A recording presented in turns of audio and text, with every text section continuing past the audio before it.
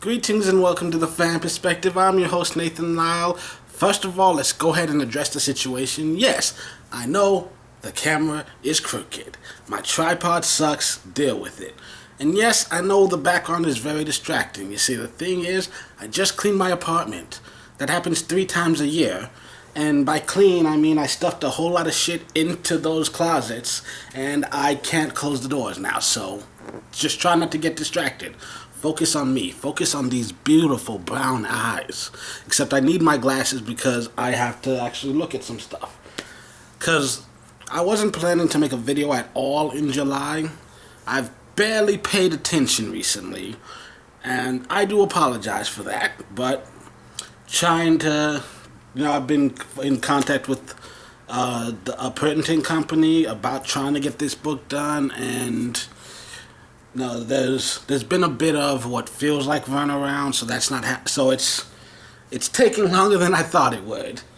I guess I shouldn't have expected that I could just send one email and all my problems would be solved, but we'll try my best to work through this. We'll see where it goes. I'm working on something right now. Also stuff in my personal life. But anyways, let's look at what's been happening in the league lately. Because one of the first things I want to point out is Connecticut has gone on a losing streak. I don't know if you noticed lately, they're down to 9-5 after 4 losses in a row.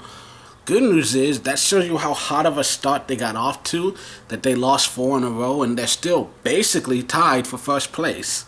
And then you look at Las Vegas, they currently have the longest active winning streak in the league at 3 in a row. Not much, but it's a strong league this year.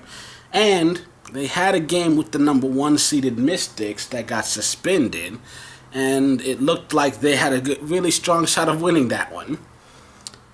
But so that they weren't able to come out after halftime, and so they're gonna replay that game. Whoever won that game would be the number 1 seed right now. So that's interesting. We've got those 3 at the top. Washington, they've been up and down this season, but a 2-game winning streak has pulled them up. Meanwhile, but Chicago, Seattle, and Los Angeles, Phoenix, they're all at 500. New York has been climbing, and then they're going to get players like Wnba and Hartley back because the Euro tournament ended. And then you've got the Fever. They cooled down from their hot start. Didn't they start 3-1, if I'm correctly? Since then, 3-8. I kind of expected that. Don't get me wrong, they have impressed me with how much better they've played this year. But I didn't expect it to last the duration of the entire season. Biggest shock of the year, still Atlanta. Very bottom of the league, first team to 10 losses this year. And Dallas, they're just below the Fever, half a game below them. So, yeah, first I want to talk about Atlanta. Is it possible for them to turn things around? Technically, yes. There's still enough time left. If they went on a long winning streak, they could possibly, technically are capable of getting to 20 wins. At this point, I don't know if I see that happening. That being said, as I have mentioned earlier, I haven't been watching every single game. I've been paying as much attention as I'm capable, but unfortunately at this point in time, the Wnba has become one of those things that, hey, I've got nothing to do, let's look at some things. So I can't speak to how well they're actually playing, but from a numbers standpoint, yeah, things are not looking great. And some of these teams, like Seattle, they're a 500 team. Honestly, I feel like that's about as well as you can hope for. No Breanna Stewart, no Sue Bird, and then the Jewel Lloyd injury on top of all that. But they're still in the playoffs. And Los Angeles, meanwhile, once again, I don't understand what went wrong there. As much talent as they have, the one thing I'll point to is the biggest question I had about them. They have a brand new and unproven head coach. Once again, I don't think it's fair to judge him just on what happened in New York, but we do have an instance of him not being able to win. And the WNBA is a different monster, but still. You got 2 MVPs on your roster, and you can't get above 500. Not to mention Chelsea Gray, she's been off the charts this year. And once New York and Indiana, well, Indiana, the biggest thing is that they're still kind of developing. Like I said, I expect them to make a leap. They've definitely shown improvements, and there's a good chance that next year they possibly will find themselves in the playoffs. But as of right now, I feel like there's still something missing. That being said, with both Indiana and Dallas, I haven't seen, like I said, I haven't sat and watched every single game that's being played, but from what little I have seen, I'd say the favorite for Rookie of the Year probably has to be Eureka for Dallas. Don't ask me to say her last name. I'm not going to get it right. And for the Fever, like a close runner-up, the Tiara McCown. She's played incredible. She's played very well. Yeah, those are 2 people who have come in and made an instant impact for their franchises. And then, with the Mercury, I don't even know if she has played or not, but I know recently Griner has stepped up her scoring, and if she's playing at MVP form, this team is going to start be looking pretty unstoppable. You've had the rookies at times with some big games. I think there are still a lot of questions about this team and overall what are they going to do, but I think, honestly, for the most part, and it's hard to say this early, I feel like the field is basically set. I think of all the teams not currently in the playoffs, New York is the only one that I wouldn't be shocked to see them make it in. Like that, because this is a team that has had 20 wins, has been there before. Sorry, it's been dealing with a lot of allergies and stuff. My body isn't what it used to be. But yeah, New York is a team that the talent is obviously there. They're more than capable of doing it. Just, it hasn't happened since Katie took over. But they're the only team that I wouldn't be shocked to see them get in. And of all the teams that are in right now, the ones I have the most questions about would be like the Sparks, because once again, as much talent as they have, I feel like they should be playing better than they have been. And Seattle, just devastated by the injuries, it's been hard for them to keep up. That being said, Joel Lloyd will probably come back at some point in this season.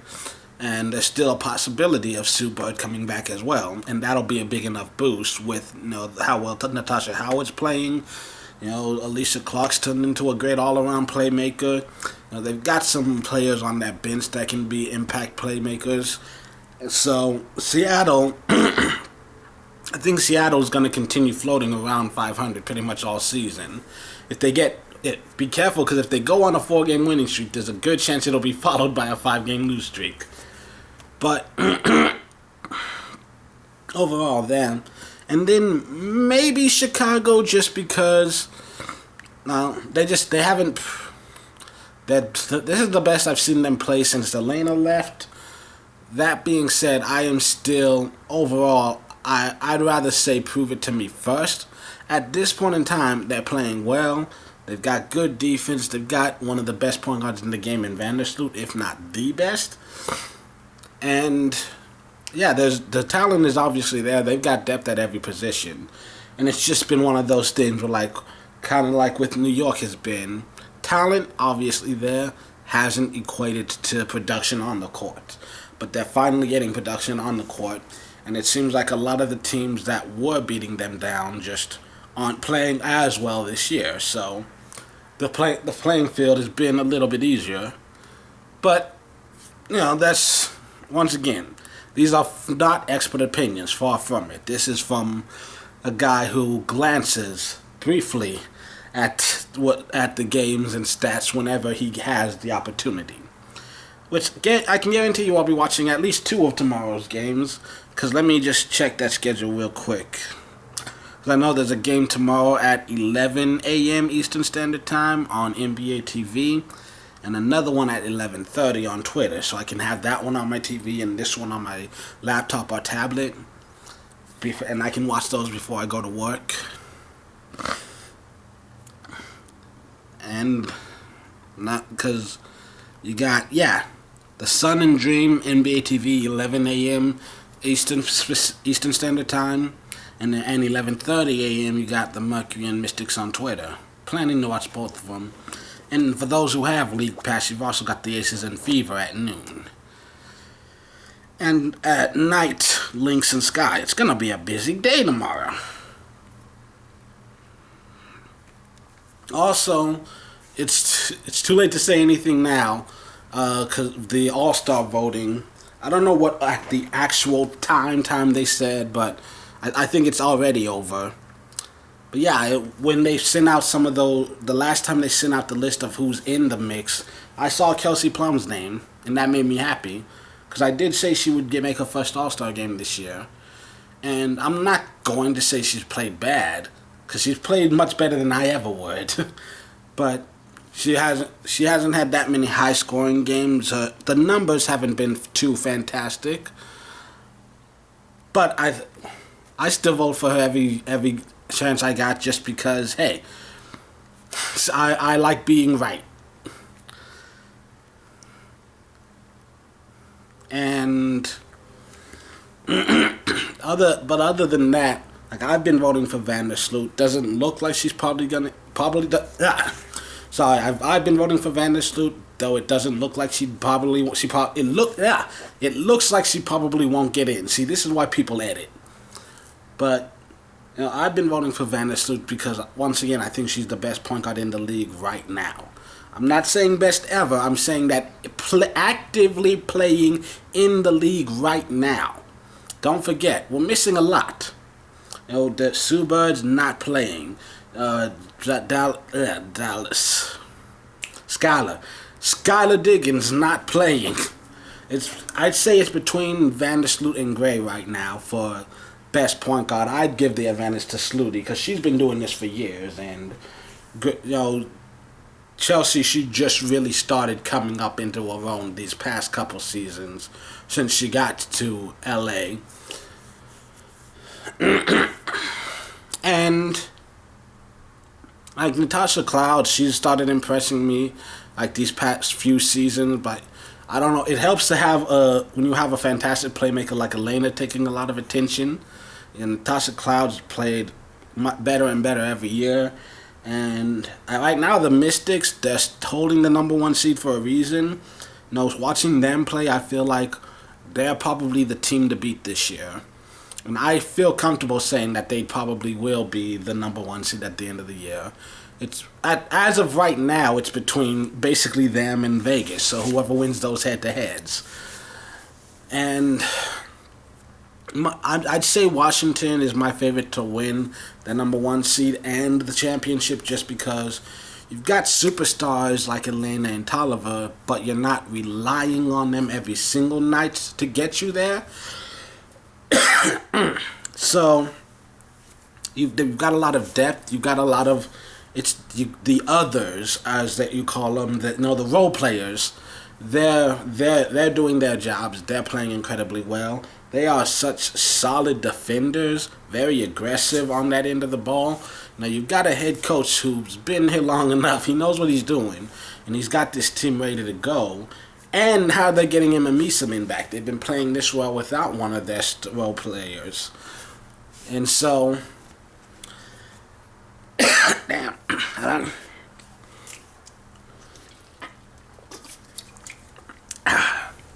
And so, much better. And so this is a team that has been playing. This is a team that looks the scariest to me. That being said, the Aces have had a lot of there are a lot of impressive things about the Aces. Once again, on paper, they still look so powerful. And I think the hardest thing for them is just all learning to play with each other and how to make it all work. Because a lot of the players on that team, like Kelsey Plum and Liz Cambage, Asia Wilson, they all need the ball in their hands. But there's only one ball on the court. And I think that's the biggest issue there. And also, the bench has been better than I expected. Dearica Hamby, I think she should be a candidate for Sixth Woman of the Year. I don't know for sure she should be the winner, but I think she should definitely be top 3 from my perspective.